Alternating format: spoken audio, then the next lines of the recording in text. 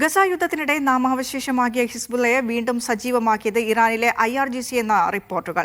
Iran revolutionary ഗാർഡിന്റെ മാതൃകയിൽ ഓരോ പ്രദേശത്തിനും പ്രത്യേക സൈനിക നേതൃത്വത്തെ നിശ്ചയിച്ചതിന് ഇസ്രായേലിന് തിരിച്ചടിയായെന്നും അന്താരാഷ്ട്ര മാധ്യമങ്ങളുടെ റിപ്പോർട്ട് സൂചിപ്പിക്കുന്നു. ഇസ്രായേൽ US സഖ്യത്തിന്റെ ഇറാൻ ആക്രമണത്തോടെ വീണ്ടും ശ്രദ്ധ നേടിയിരുന്നു ലെബനോനിലെ ഷിയ രാഷ്ട്രീയ പാർട്ടിയും സായുധ സൈനിക വിഭാഗവുമായ ഹിസ്ബുള്ള. വിവിധ പാശ്ചാത്യ രാജ്യങ്ങളുടെയും US അനുകൂല സഖ്യങ്ങളുടെയും പട്ടികയിൽ നിരോധിതമാണ് സംഘടന. ഇറാന്റെ പിന്തുണയോടെ പ്രവർത്തിക്കുന്ന ഹിസ്ബുള്ള ഇസ്രായേലിനെതിരെ ഗസ അധിനിവേശ കാലത്ത് കനത്ത ആക്രമണം നടത്തിയിരുന്നു. അന്ന് ഇസ്രായേലിന്റെ വൻ തിരിച്ചടിയിൽ ഹിസ്ബുള്ളയുടെ ഭൂരിഭാഗം നേതാക്കളും കൊല്ലപ്പെട്ടു. എന്നാൽ ഗസ യുദ്ധം കഴിഞ്ഞതോടെ ചരിത്രത്തിലില്ലാത്ത വിധം ഇറാൻ ഹിസ്ബുള്ളയെ പുനഃസംഘടിപ്പിച്ചുവെന്നാണ് അന്താരാഷ്ട്ര മാധ്യമങ്ങളുടെ റിപ്പോർട്ട്.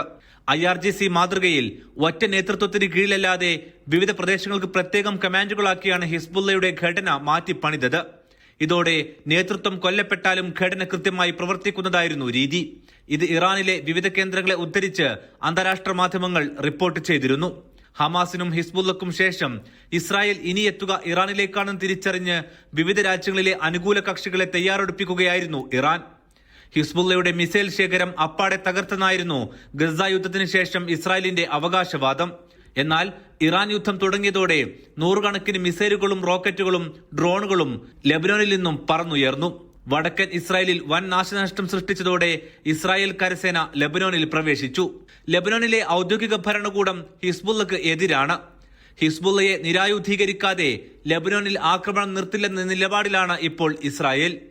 തെക്കൻ ലെബനോനിൽ ഇസ്രായേൽ സൈന്യം ഭൂമി പിടിച്ചെടുത്തതായും റിപ്പോർട്ടുകളുണ്ട്.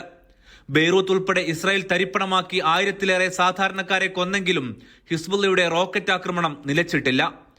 1982 സ്ഥാപിതമായ ഹിസ്ബുള്ളയുടെ ഏറ്റവും സജീവമായ മറ്റൊരു സായുധ ഏറ്റുമുട്ടലാണ് ഇസ്രായേൽ കരസേനയുമായി ഇപ്പോൾ നടക്കുന്നത്.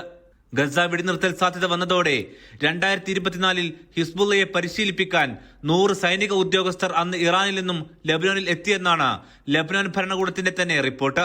അവർ ഹിസ്ബുള്ള ഫൈറ്റർമാരെ പുനഃപരിശീലിപ്പിക്കുകയും ആയുധങ്ങൾ എത്തിച്ചു നൽകുകയും ചെയ്തു. ഒരേ സമയം ഇറാനും ഹിസ്ബുള്ളയും തിരിച്ചടിച്ചത് ഇസ്രായേലിന് വെല്ലുവിളിയായെന്നാണ് റിപ്പോർട്ടുകൾ. ഇതോടെ പൂർണ്ണ ശ്രദ്ധ ഇറാനിലേക്ക് ഇസ്രായേലിന് കൊടുക്കാനും കഴിയുന്നില്ല. റഷ്യയുടെ പിന്തുണയും ഇതിന് ഇറാനുണ്ടായിരുന്നു. Aftab Rahman, media 1, Riyadh.